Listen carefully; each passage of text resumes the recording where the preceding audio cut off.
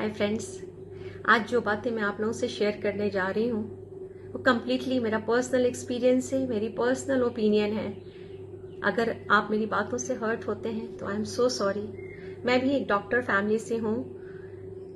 मेरे पापा, मेरे ब्रदर्स, नाना जी, मामा जी, कजन्स और बहुत सारे लोग हैं फैमिली में डॉक्टर्स। लेकिन कुछ महीने पहले जब मेरे हस्बैंड को सडनली हॉस्पिटलाइज्ड होना पड़ा तो इस मेडिकल प्रोफेशन ने मुझे पूरी तरह से झकझोर कर रख दिया। सबसे पहले तो हमें यही डिसाइड करना हमारे लिए मुश्किल हो जाता है कि किस बीमारी में कौन से डॉक्टर को कंसल्ट करें। पहले जब हम बीमार होते थे तो हमारा काम होता था एक डॉक्टर को कंसल्ट करना, क्योंकि वो डॉक्टर पूरी बॉडी की एनाटॉमी को समझता था।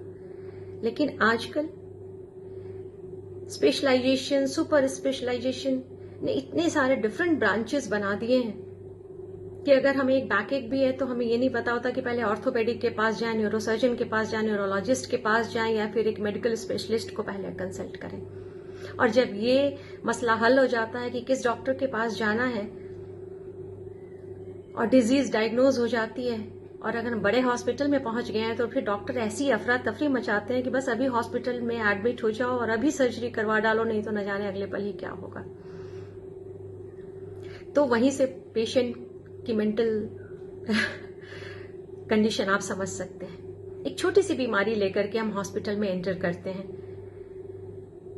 लेकिन हमें नहीं पता होता कि जैसे आप हॉस्पिटल में एक बार घुसेंगे, लंबी मेडिसिन की लाइन, मेडिसिन की लिस्ट सबसे लंबी होगी, टेस्ट की लंबी लिस्ट होगी, MRI, echo test, CT scan, urine test, blood test, न जाने क्या क्या टेस्ट, जिसके नाम भी शायद जिनके आपने नहीं सुने होंगे पहले। और पेशेंट को लगने लगता है न जाने में मुझे कौन सी बीमारी हो रखी है, और सारे टेस्ट करवा लेते हैं। और सोने पे सुहागा, अगर आपके डॉक्टर का एटीट्यूड नेगेटिव है, अगर उसने आपको डरा दिया, तब तो फिर भगवान ही मालिक है। मुझे याद है कि जब मैं छोटी थी और मेरे पेट में दर्द होता था तो मेरे पापा कहते थे आटे का हलवा खा लीजिए, पेट दर्द ठीक हो जाएगा। मुझे पता नहीं कि उस आटे के हलवा का चमत्कार था या पापा की बातों का चमत्कार था। सच में मेरा पेट दर्द ठीक हो जाता था। तो आधी बीमारी जो है वो डॉक्टर अपनी बातों से खत्म कर देते हैं, अपनी पॉजिटिव एटीट्यूड से पेशेंट को ठीक कर देते हैं। मैंने तो, और दूसरी बात, जब आप कभी गए होंगे हॉस्पिटल में, बड़े हॉस्पिटल में, तो आपने देखा होगा कि जब आप मेडिकल स्टोर में जाते हैं, ऑब्वियसली आप उसी मेडिकल स्टोर में जाते हैं, उसी हॉस्पिटल के मेडिकल स्टोर में, तो आपकी मेडिसिन जो है, जो डॉक्टर ने प्रिस्क्राइब किया, अगर वो मेडिकल स्टोर में अवेलेबल नहीं है तो मेडिकल स्टोर वाले आपको कंसल्ट नहीं करेंगे, फटाफट से उस डॉक्टर का नंबर घुमाएंगे और बोलेंगे ये मेडिसिन अवेलेबल नहीं है तो आप दूसरी मेडिसिन प्रिस्क्राइब कर दीजिए। यहीं से इनका बिजनेस शुरू होता है। अगर एक पेशेंट की सर्जरी हुई है, ऑलरेडी सर्जन का ट्रीटमेंट चल रहा है, अब इस बीच में अगर उससे सर्दी खांसी भी हो जाए तो फटाफट से एक मेडिकल स्पेशलिस्ट भी उसके ट्रीटमेंट में जुड़ जाता है। भगवान न करे कोई कार्डियक प्रॉब्लम हो जाए तो एक कार्डियोलॉजिस्ट भी आ जाते हैं, और इस बीच में अगर कुछ भी थोड़ा सा यूरिन की भी प्रॉब्लम हो जाए तो एक यूरोलॉजिस्ट भी जुड़ जाते हैं उसके ट्रीटमेंट में। और न जाने क्या क्या छोटी छोटी चीजों पे नए नए डॉक्टर्स जुड़ते रहते हैं। और इस तरह से एट ए टाइम एक हॉस्पिटल में, बड़े हॉस्पिटल में एट ए टाइम एक पेशेंट को कई डॉक्टर्स ट्रीट कर रहे होते हैं। और मैंने ऐसा देखा है, मुझे एक्सपीरियंस है कि कई बार इग्नोरेंस की वजह से शायद एक डॉक्टर दूसरे डॉक्टर ने क्या प्रिस्क्राइब किया है ये नहीं देखते हैं, और एट ए टाइम एक patient 3 different types of antibiotics खा रहा होता है। अगर वो पेशेंट अवेयर नहीं है, अगर वो पेशेंट अलर्ट नहीं है, अपनी मेडिसिन को चेक नहीं कर रहा है और एक ही बार में वो 3 तरह के डिफरेंट टाइप्स ऑफ एंटीबायोटिक्स ले रहा है, तो आप सोचिए, फिर तो भगवान ही मालिक है।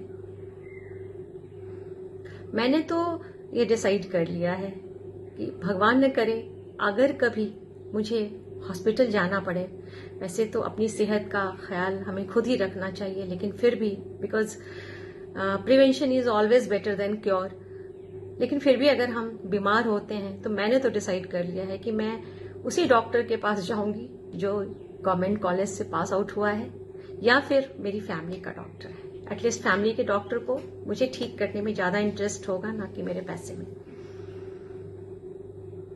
और दूसरी बात कि डॉक्टर का एटीट्यूड भी बहुत मैटर करता है। आप जब भी हॉस्पिटल जाइए, अपने दिमाग की खिड़कियां खोल कर जाइए, पूरी मेंटल स्ट्रेंथ लेकर के जाइए। अगर आपको थोड़ा भी डाउट होता है या डॉक्टर की बातों से डर लगता है तो आप जरूर सेकेंड, थर्ड, फोर्थ ओपिनियन लीजिए। कोई भी बड़ा कदम उठाने से पहले आप डॉक्टर की बातों से घबरा कर कोई भी बड़ा स्टेप मत लीजिए, कोई बड़ा डिसीजन नहीं लीजिए।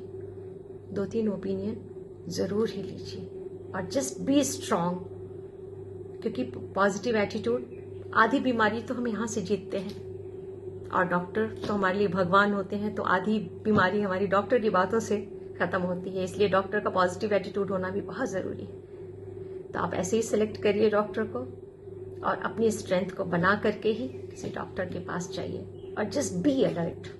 Thank you so much, see you soon, bye bye.